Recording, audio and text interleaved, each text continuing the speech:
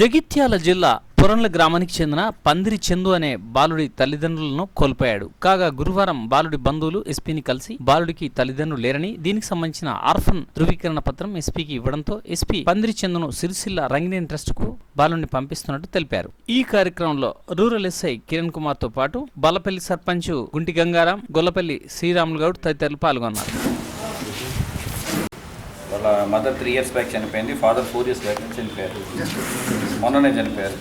తర్వాత మీరు ఏమవుతారు? మా తమ్ముని కొడుకు, మా అన్న. ఆమె దగ్గర బట్టపల్లి పోతాలంలో పెరిగాడు. ఇప్పుడు ఏంటంటే ఈ సర్టిఫికేట్ తీసుకున్నారు ఆర్ఫెన్ అని, దీన్ని బట్టి రంగిని ఇంట్రెస్ట్లో వేస్తున్నారు అనమాట, బాబుని చేర్పిస్తున్నారు. బాగా చదువుకో నువ్వు, ఓకే?